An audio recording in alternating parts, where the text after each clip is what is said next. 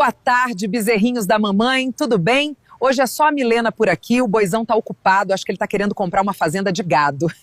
Mas hoje vim trazer notícias. Temos precatórios da Sanepar e provendos do Banestes, Schultz e Redditor. Vem comigo. E aí, pessoal, imagina só a cena. Uma empresa ganha um prêmio de loteria de 4 bilhões de reais.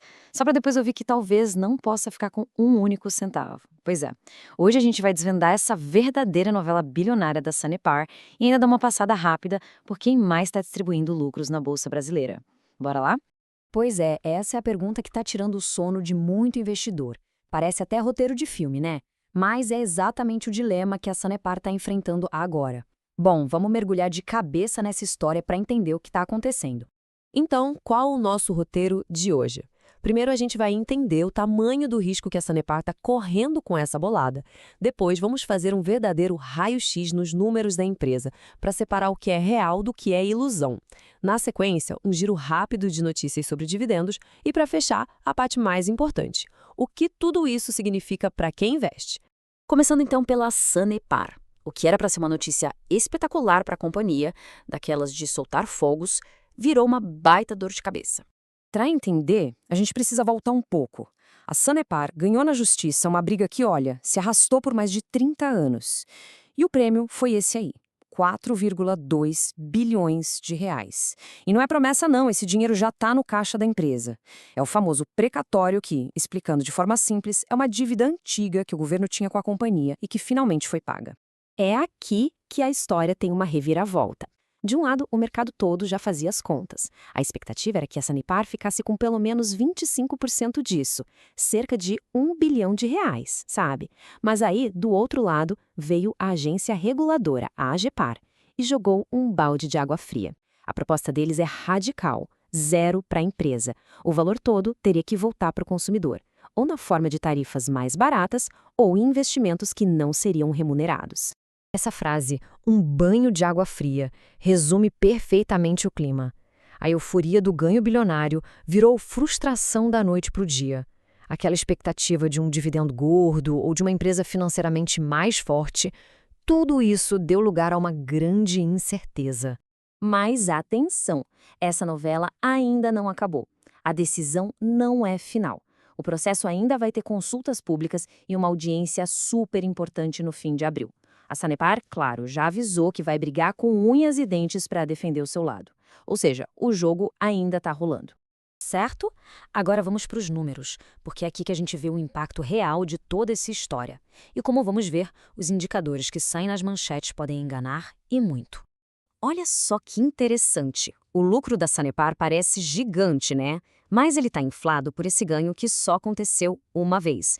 Isso bagunça uma métrica super importante, que é o preço/lucro, o famoso PL. O PL que aparece por aí, de 6,2, faz a ação parecer uma pechincha.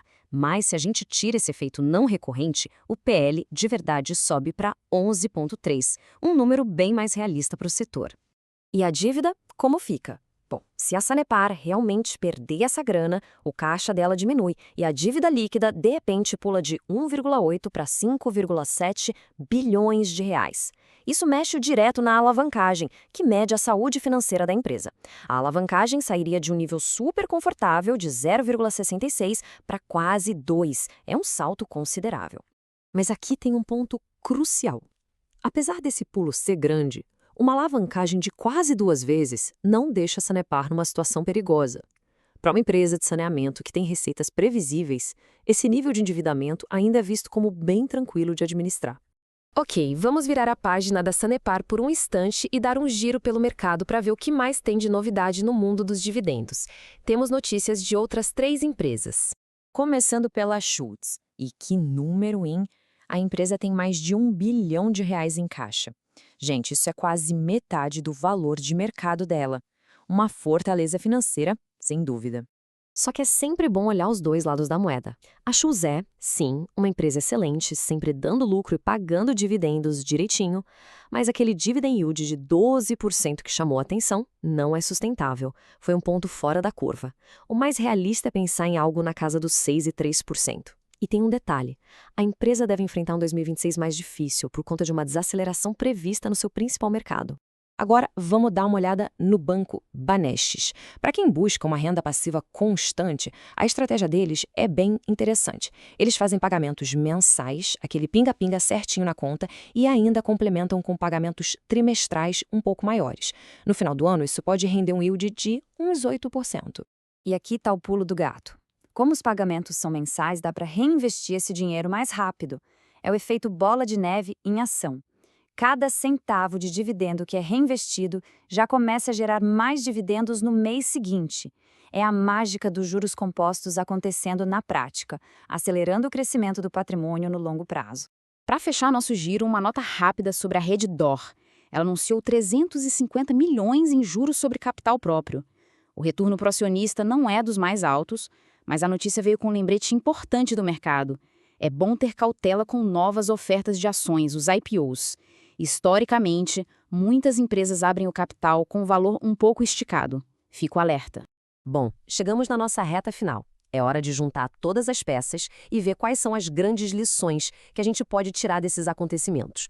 Então, o que fica de aprendizado? Primeiro, ganhos extraordinários como esse da Sanepar sempre vêm com um asterisco gigante chamado risco regulatório. Segundo, nunca dá para confiar de olhos fechados num indicador como o PL, sem checar se não tem algum evento único maquiando o resultado. Terceiro, o caso da Shows mostra que um caixa robusto é o melhor colete salva-vidas para atravessar mares turbulentos. E por último, com o Banestes, a gente aprende que a frequência dos pagamentos pode ser tão poderosa quanto o valor para fazer o patrimônio crescer.